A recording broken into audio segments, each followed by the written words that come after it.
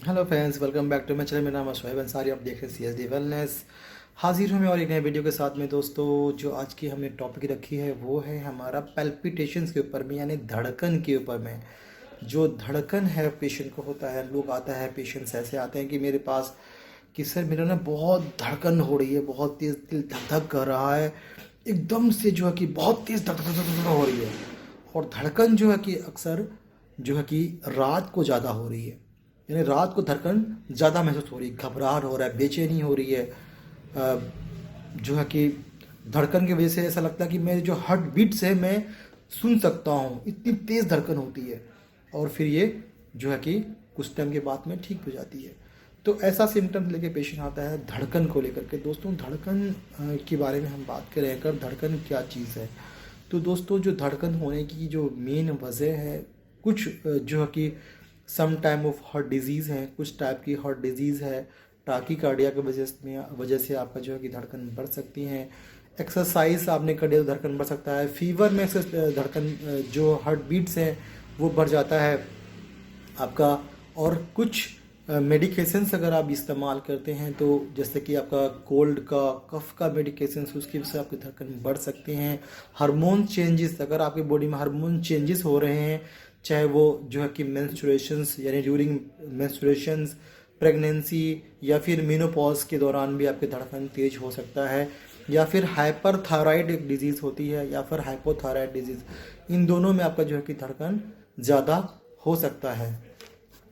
और साथ में जो इंसान ज़्यादा कैफीन, निकोटिन्स या फिर कोई जैसे कि अधिक चाय कॉफ़ी का इस्तेमाल करता है, उसका धड़कन तेज़ मिलेगा। या फिर ज़्यादा गुटखा सुपारी खान, जो नशा का सामान है वो ज़्यादा इस्तेमाल करता है, उसकी वजह से भी आपको जो है कि धड़कन ज़्यादा हो सकती है। PSVT का कोई प्रॉब्लम हो, किसी को PSVT का कोई प्रॉब्लम हो, उसकी वजह से भी धड़कन जो है कि किसी का ज़्यादा रह सकता है। किसी को साइनस नोड्स में अगर कोई प्रॉब्लम है हार्ट में, तो उसकी वजह से भी धड़कन किसी किसी की बहुत ही ज़्यादा रहता है।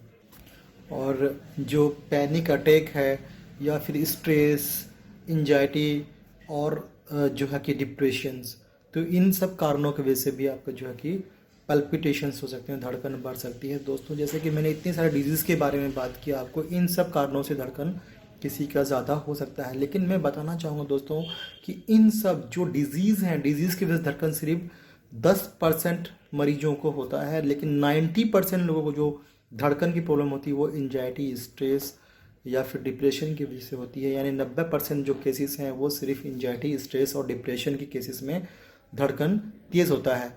दोस्तों, अगर आपको पता करना है कि आपको ये हार्ट डिजीज़ की वजह से धड़कन है या फिर जो है कि सिर्फ जो है कि एंजाइटी, स्ट्रेस की वजह से इसको धड़कन तेज़ हुई, तो सिंपल सा तरीका यही है कि देखिएगा आप कि अगर मान लीजिए किसी को हार्ट डिजीज़ या फिर कुछ बॉडी के अंदर में चेंजेस की वजह से, कोई डिजीज़ की वजह से अगर किसी को धड़कन तेज होता है, तो उसका बैठते हुए, उठते हुए, चलते हुए हर टाइम धड़कन रहेगा, उसको हर टाइम दिल धक धक कर रहा है, समस्या बोलेगा।